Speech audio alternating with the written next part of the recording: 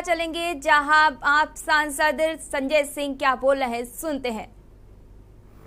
तो बड़े बड़े अखबारों की हेडलाइन बन जाती है, उनको खेल की प्रतियोगिता से वंचित तो रखा जाता है, लेकिन उसकी टेस्टिंग सही थी या गलत थी, उसके साथ न्याय हुआ या अन्याय हुआ, इसके बारे में फिर पूरे जीवन भर उसके बारे में कोई सोचता नहीं, पूछता नहीं, और उसको हमेशा खेल बिरादरी और राष्ट्रीय स्तर पर उपेक्षा की दृष्टि से देखा जाता है मान्यवर। और इसमें सबसे ज्यादा जो मामला मुझे याद है मान्यवर, वो हमारे युवा होनहार पहलवान नरसिंह यादव का मामला मान्यवर।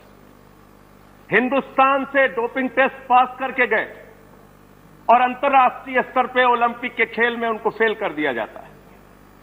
मैं समझता हूं कि इस बिल से अब ऐसी घटनाओं से हमें मदद मिलेगी जहां पर राष्ट्रीय स्तर से खिलाड़ी पास होकर राष्ट्रीय नाडा से पास होकर खिलाड़ी अंतर्राष्ट्रीय स्तर के खेलों में जाता है और वहां उसको फेल करके पीछे कर दिया जाता है। इसलिए मैं आम आदमी पार्टी की ओर से इस बिल का पूरी तरीके से समर्थन करता हूं।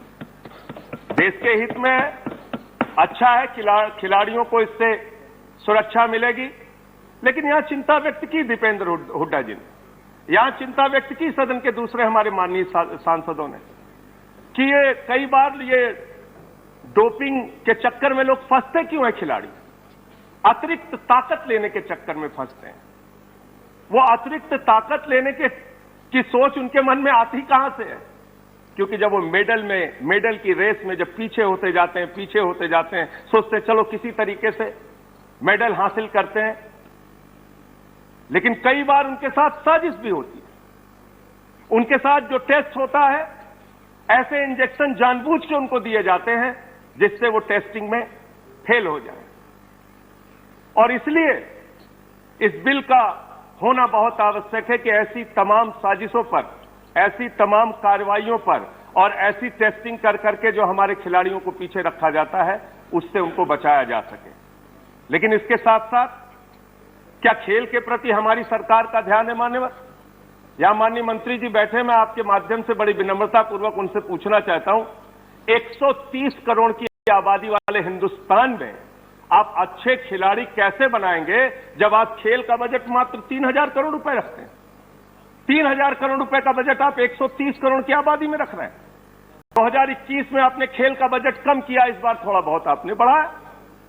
तो खेल को इतने उपेक्षा भाव से क्यों देखा जाता है? खेल के ऊपर हमारा बजट क्यों इतना कम रहता है? खेल की तरफ हमारी सरकार का ध्यान क्यों नहीं जाता? और जब आज एंटी डोपिंग पे आप चर्चा कर रहे हैं मान्यवर, पूरा देश हम लोगों को सुन रहा होगा, और खास तौर से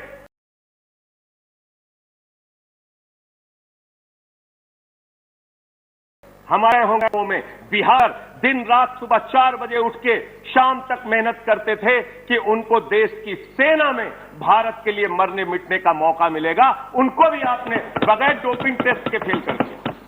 उनको तो बगैर डोपिंग टेस्ट के आपने फेल कर दिया। भारत की सेना में जिनके मन में जाने का जज्बा था, ये अग्निवीर योजना लाते, ये 4 साल की योजना लाते, उनके जीवन के साथ खिलवाड़ किया आपने।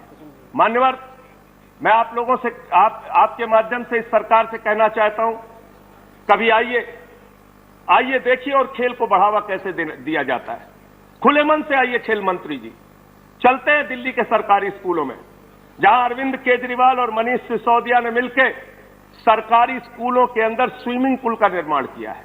सरकारी स्कूलों के अंदर हॉकी के ग्राउंड बनाए हैं, एथलीट के ग्राउंड बनाए हैं, वर्ल्ड क्लास हॉकी के ग्राउंड बनाए हैं, जहां पर बड़े बड़े स्पोर्ट्समैन तैयार करने के लिए मिशन एक्सीलेंस की योजना दिल्ली की सरकार लेके आई। और केजरीवाल जी की सरकार कहती है खिलाड़ियों को सबसे ज्यादा मदद, आर्थिक मदद की जरूरत तब होती है जब वो उसकी खेल की प्रतिभा को निखारना होता है। आप मदद कब करते हैं? कोई ओलंपिक में गोल्ड पा गया, कोई सिल्वर पा गया, कोई एशियाड में मेडल पा गया, उसके बाद कई राज्य सरकारें उसके पीछे कोई 20 लाख, कोई 50 लाख, कोई 1 करोड़ के सहयोग देने के लिए होड़ लग जाती है। लेकिन जो खिलाड़ी संघर्ष कर रहा होता, मानो जो खिलाड़ी मेहनत कर रहा होता है, जिसके खेल में प्रतिभा है, जो ओलंपिक में गोल्ड पा सकता है, सिल्वर पा सकता है, ब्रॉन्ज पा सकता है, जो एशियाड में मेडल पा सकता है, उसकी मदद करने के लिए क्या योजना है? ये योजना दिल्ली की सरकार, अरविंद केजरीवाल जी की सरकार लेकर आई और मिशन एक्सीलेंस में हम दिल्ली के खिलाड़ियों को, प्रतिभावान खिलाड़ियों को, जिनके अंदर संभावना है खेल के अंदर बड़े बड़े खेल प्रतियोगिताओं में मेडल पाने की, उनको 16 लाख रुपए तक की सालाना मदद करते हैं मानवर, 16 लाख रुपए तक की। और